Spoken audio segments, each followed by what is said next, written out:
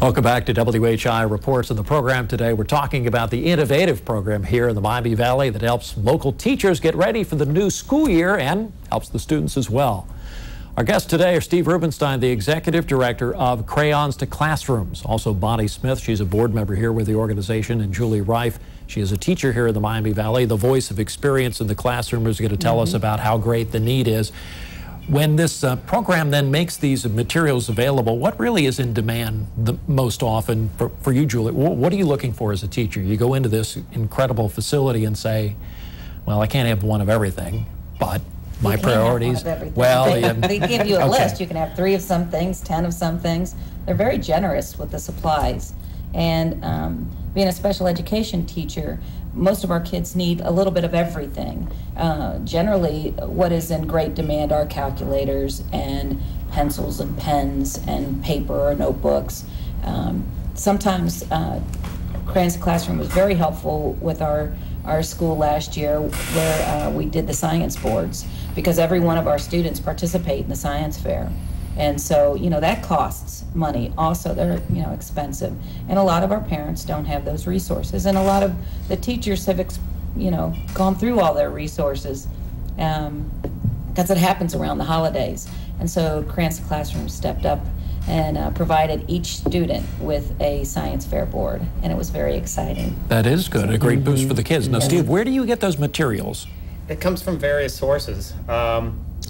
Right now, we're in the midst of a product collection campaign. We'll have several containers at local Kroger stores. We got a new campaign going on with CVS, doing a very similar program. We have supply drives going on in various workplaces where employees can drop off an extra pack of pencils or crayons or whatever. So it comes from a multitude of places. Corporate donations, just regular, traditional end-of-life type of donations that are no longer useful in their environment, but are very useful for us. So it comes from a multitude of sources, and our donations, as far as product goes, are off the charts. We're getting so much product in; it's just incredible. So how does it work in the retail environment? You're talking to Kroger and CVS now. Correct. I'm out shopping. I pick up my school supplies. I just grab an extra protractor, extra scissors, and extra whatever, put it in the cart, go pay for it, and then on the way out there must be some barrel or something there. At the Kroger stores, there will be a collection container as you exit the store. Keep in mind as you're shopping, if you pick up an extra pack of pencils or crayons, put them in your grocery cart, you check out, and then drop them into the container as you exit. CVS is a little bit different in the sense that they're going to be selling some supply kits, some abbreviated kits that have maybe like 8 to 12 items in it for $5. And they're going to be encouraging their guests who can afford it to donate those packs back to us.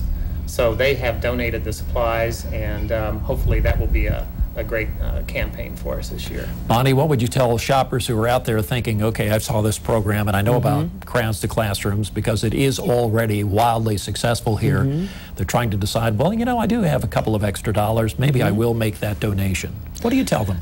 I would tell them, remember when you had children in school. Remember how difficult it was sometimes to decide, should I get that crayon pack of 64 or the pack of 24?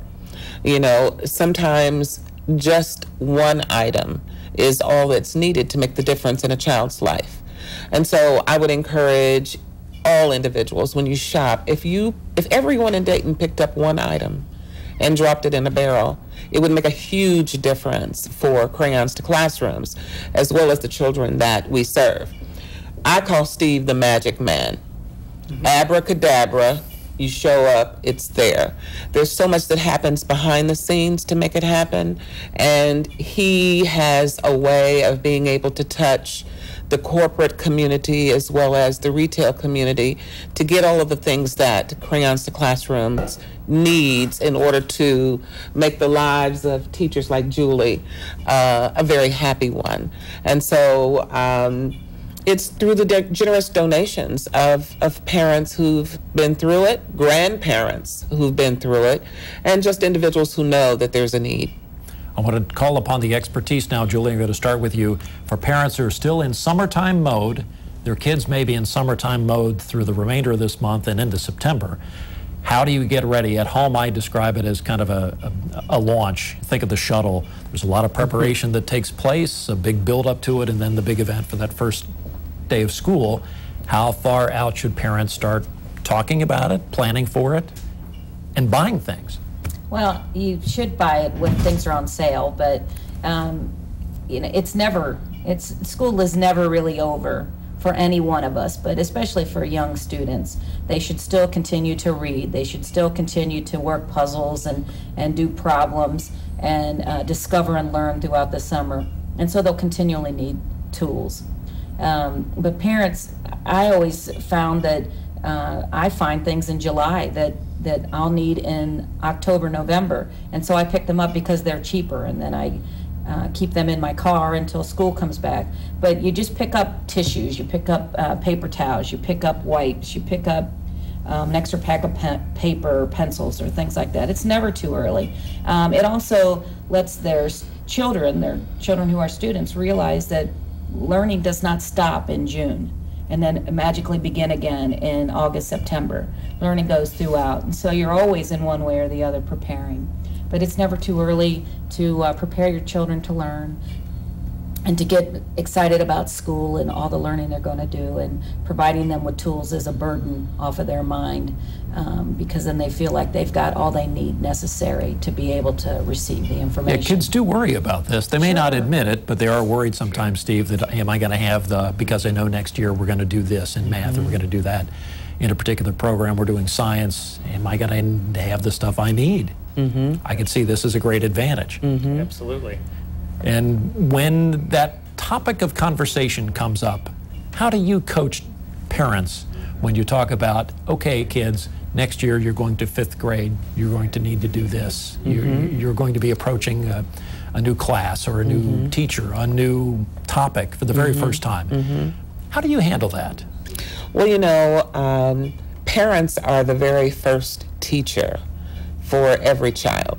And so it really does start with the parent. And I don't think that we emphasize that enough, that parents are the first teacher. And so a child's experience at school greatly depends upon how the parent approaches the subject.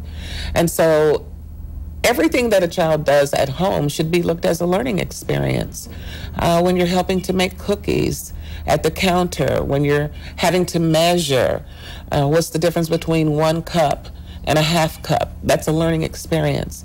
And then parents should tie that to what children are going to learn when they go to school.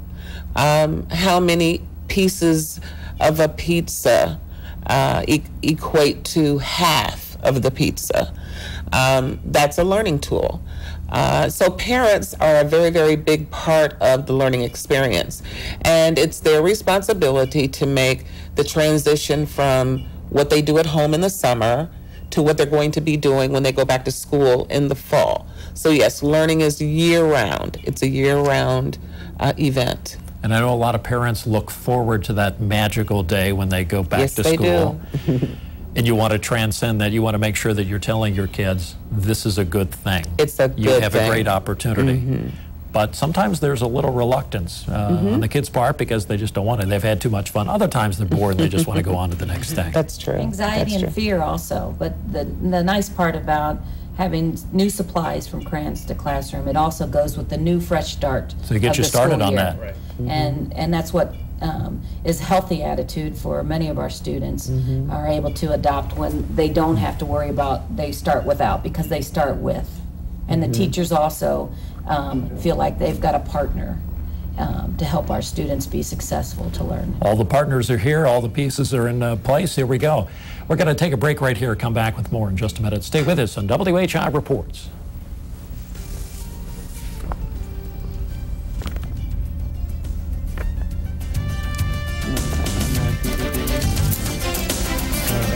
And Yeah, did we